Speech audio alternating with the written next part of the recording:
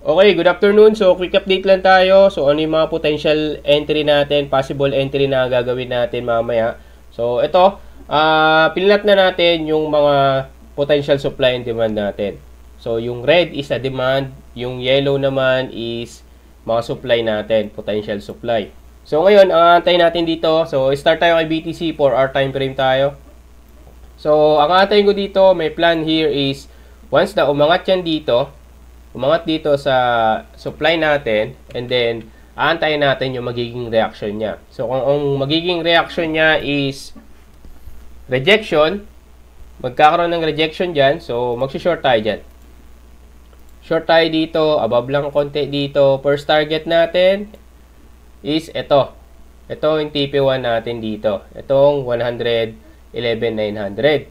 Kasi possible kung magkakaroon ng mataas sa volume, so ito yung demand dito. Tapos, ang second TP is itong demand, previous demand. So, ngayon, kung magkakaroon naman ng retest yan, magkakaroon ng retest dito sa previous demand, sa 109,744. So, magsiset tayo dyan ng long. So, antayin natin yung long position dyan. Antayin natin. Kung magkakaroon ng retest, so, ang target natin is itong supply. So, yan yung magiging, magiging target natin dyan. So, ngayon, kung magkakaroon ng retest, ayan yung plan natin. Pero kung hindi, didiretso dito sa taas, antayin natin yung reaction dito sa supply natin. So, kung magkakaroon ng rejection, baba tayo. Bana tayo short.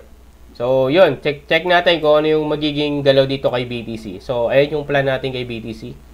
So, ang inaabangan natin dito is kung aangat siya dito sa 114,291 or magre-retest dito sa 109,700. So, check natin kung ano yung magiging galaw ng market dito kay BTC.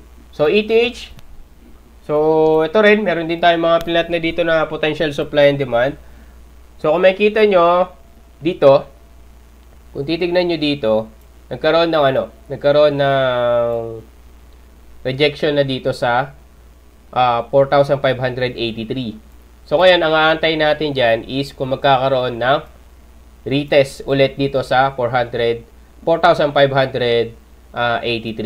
So, paano natin mati-check? Check natin dito sa lower time frame. So, kung magkakaroon ng retest dito, ang magiging entry natin dyan is magsi-short tayo. So, magsi-short tayo dyan. Short tayo dito. Above lang ng konti dito sa taas. So, pwede rin naman dito na sa may taas ng supply. So, ang first target natin is ito. First TP natin yung first demand. So, yan. Ayan yung first TP natin. So, ang magdire-diretso baba, bumalik sa demand ulit dito sa baba, sa previous demand. So, dito tayo magti-TP. Kumbaga, mag-adjust lang tayo ng SL. So, ngayon, waiting time lang tayo. Waiting time lang tayo dito kung ano yung magiging galaw ng market.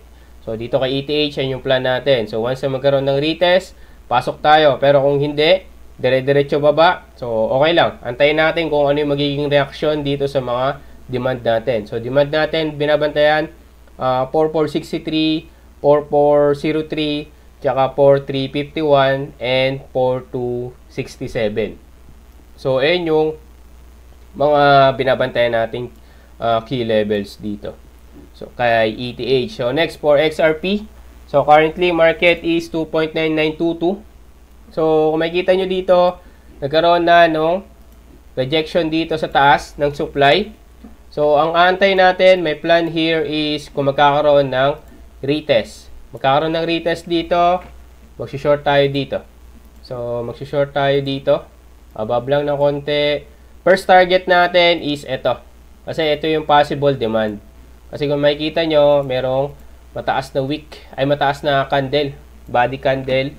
Tapos, meron dito itong natin, ito yung first candle natin before umakyat. So, lagyan natin to ng potential demand. Yan. Tsaka to. Ayan yung mga potential demand natin dito. Tapos, ito yung previous demand. So, antayin natin kung ano yung magiging galaw. Pero kung dire-diretso, bababa yan dito sa demand na to. Maglulong tayo dito, syempre.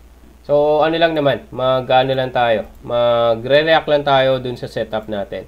So, above lang ng konti dito, target natin, itong supply. So, yan yung magiging, ano natin, plan for XRP. Kung magkakaroon ng retest, mag-short tayo. Pero kung dire-diretso bababa, dito sa demand natin na 2.9424, maglo-long tayo. So, that's for XRP. Last for Solana. So, currently, market is 210. Oh, nag-refresh. So, currently, market is 210. So, ang inaantay ko dito or binabantayan ko dito is itong key level natin dito sa taas. Itong potential supply. Kasi ang supply natin to 213.640 tsaka 202.372. So, ngayon, kung titignan nyo, currently market is 209. So, bumababa siya. So, kung ito, dire-diretso bababa, mag-short tayo dito. Ang short natin is ito. Tapos, above lang, kahit 30% lang yung maging stop loss natin dito. Tapos, ang target natin is itong potential demand dito. Yan. So, yung potential demand natin, 198, tsaka 193,700. So, check natin kung ano yung magiging galaw ng market dito kay Solana. Ngayon, kung aangat to, so ang aantay natin yung possible breakout. So, magkakaroon ng breakout dito, possible, ito pa yung kunin niya, yung sa taas. May mga ano kasi tayo sa taas. So, yan, yung mga naka-plot ng mga potential supply. So, yan yung tinitignan natin dito. Yan. So, kung ito i-break niya, possible kunin itong 219.946. So, magre-react lang tayo kung ano yung magiging galaw ng market. So, kung aangat yan above dito sa 213, so dito tayo magpa-plot ng short. So, yan. Dito tayo magpa-plot ng short. Above lang ng konti. Ang target natin is yung possible demand. So, yan. Yan yung magiging setup natin kay Solana. So, ngayon, so far, waiting time muna. So, yun lang. Update lang tayo. So, this is Kuya Ben Crypto. Peace out.